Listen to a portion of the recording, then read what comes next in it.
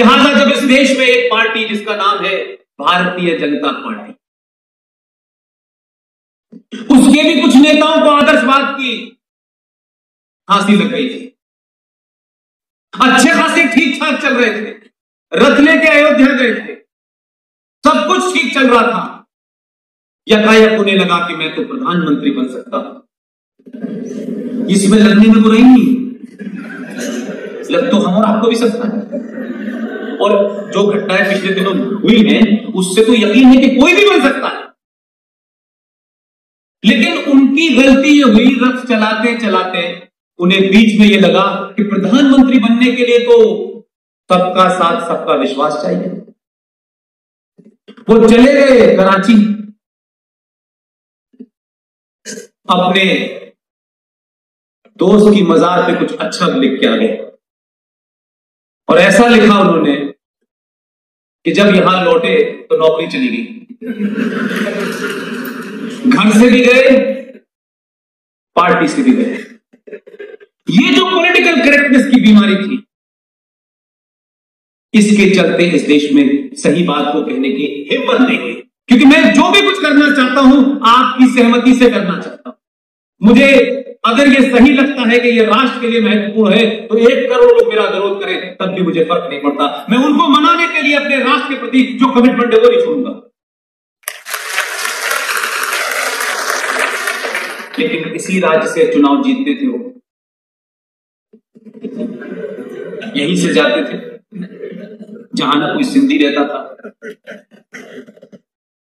लेकिन हुआ क्या, आपके राज्य का एक आदमी, देखिए कुछ घटनाओं को हम छोटा समझ सकते हैं, लेकिन उसकी प्रतिक्रिया आसाम तक हो रही है, बंगाल तक हो रही है, कन्याकुमारी तक हो रही है। मैं पूरे देश में घूम रहा हूं, अपने घर कभी कभी जाता हूं, जो रिएक्शन है लोगों में जमीन पे वो शेयर करना चाहता हूं और आपसे इसलिए करना चाहता हूं कि आपने जिस भट्टी में तपा करके लोगों को भेजना शुरू किया है, ये भट्टी बंद ना हो, लगातार ऐसे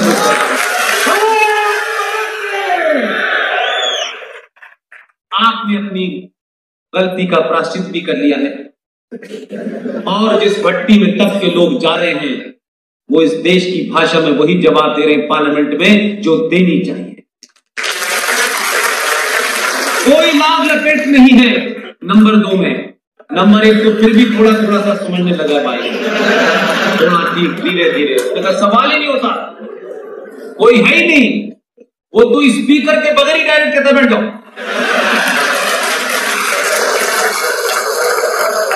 सबको पता है यहां संवैधानिक तौर पे और बाहर इशरत जहां।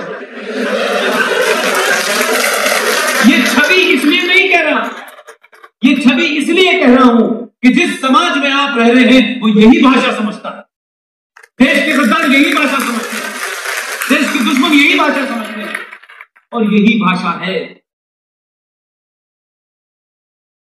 कि जिसके कहने से एक ही झटके के अंदर तमाम सारे लोग यहां से लेके वहां तक, उनको ये समझ नहीं आ रहा कि कहां से शुरू करें। मैं कह रहा हूं सत्ता में बैठने के बाद भाषा पे संयम होना चाहिए, लेकिन जो मौजूदा जोड़ी है उसने कहा एक रखेगा भाषा पे संयम, दूसरा कब के खोल के मारेगा। और अपनी बात कहने में, क्योंकि वो बात राष्ट्र के लिए है, उसकी भाषा क्या है, उसकी बॉडी लैंग्वेज क्या है, उसकी ग्रामर क्या है, ये महत्व नहीं रखता, इसका कोई महत्व नहीं है।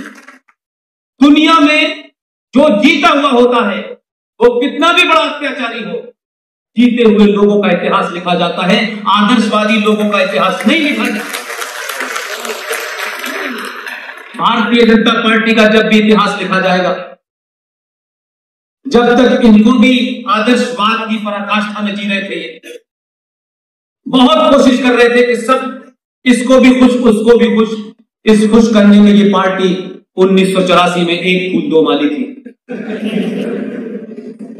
बहुत आदर्शवाद। वही पार्टी, भट्टी भी वही थी आपकी लेबोरेटरी से तब के गया था। कुछ लोग कह रहे थे कोई और भी जगह लेबोरेटरी है, लेकिन लोगों को पता नहीं था यह लेबोरेटरी कब बन गई। और जब वो गया, उसने कहा आदर्शवाद खुट्टी पे टांगने के बाद अच्छा लगता है, वहां लटका रहना चाहिए। देश के लिए जो करना है उसमें आदर्शवाद क्या चीज है। तो आप म्यांमार में भी चले गए मानने। म्यांमार के बाद पता चला कि आवाज कम हुई, फिर पड़ोस में चले गए, और एक ही झटके में ये घटनाएं मैं इसलिए कह रहा हूं कि आज से 50 साल के बाद लोग पूछेंगे जिस देश की विदेश नीति, चाणक्य देश की विदेश नीति क्या है। चाणक्य जिस देश में पैदा हुआ हो, आपने चाणक्यपुरी तो नाम रख दिया है जहां डिप्लोमेट रहते हैं। उसी चाणक्य के सुबह सुबह एक दिन जब वो घर से निकले तो उनके पैर में एक कांटा चुभ गया।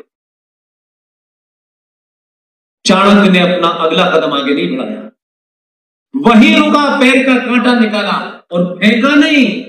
जिस रास्ते से आए थे उसी रास्ते से ढूंढते हुए गए कि ये पैदा कहां हुआ था।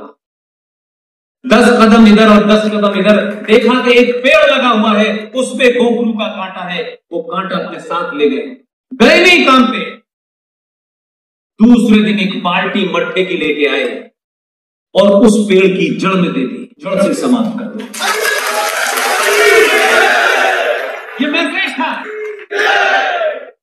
ऐसा नहीं था कि संडे था तो छुट्टी थी, ये मैसेज था। हम उस समाज, हम उनके वंशज हैं, और हम क्या कर रहे हैं। हमारी विदेश नीति की पॉलिसी क्या थी।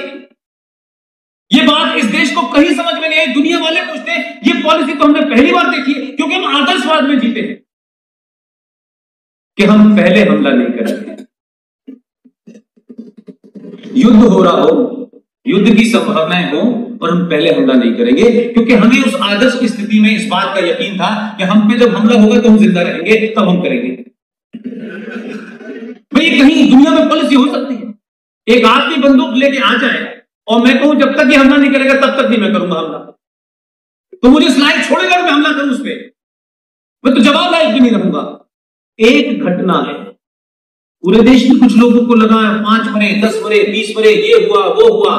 मैंने उस दिन भी इसी इत्मीनान के साथ कहा, क्योंकि हमारे यहां लोग पढ़ते कम हैं। अपने पड़ोस में क्या हो रहा है, उनकी लड़की किसके साथ टहल रही है, इसका पूरा रिकॉर्ड है। अपनी लड़की कहां टहल रही है इसका रिकॉर्ड नहीं है। इसी तरीके से जिन लोगों को पड़ोसियों के बारे में जानने का इतना शौक है, लेकिन इस पूरे देश को पड़ोसी मुल्क में क्या हो रहा है ये नहीं जानना चाहते। न पढ़ते हैं, न देखते हैं, न सुनते हैं। भाई आप कहते हैं हमें क्या करना है, पड़ोस में क्या हो रहा है, क्या फर्क पड़ता है। उसी पड़ोसी मुल्क में जब आपके यहां के भेजे हुए एक नेता ने, उस वक्त वो चुनाव के बीचों बीच में थे, उनको यह लगा, उनकी खुफिया एजेंसीज को यह लगा कि कहीं से हमला हो सकता है भारत के ऊपर। उनको लगा, उन्होंने इंफॉर्मेशन गैदर की और पूछा नहीं किसी से कि हमें क्या करना चाहिए। वो गए और बालाकोट में उन्होंने बम गिरा दिया। तो पहले तो इस देश के लोगों ने क्या सवाल उठाया, ये जो बालाकोट है ये पाकिस्तान ऑक्युपाइड कश्मीर के बराबर में है, तो वहां गिरा दिया तो कौन सी बड़ी बात है। मैं उस वक्त दिल्ली में नहीं था।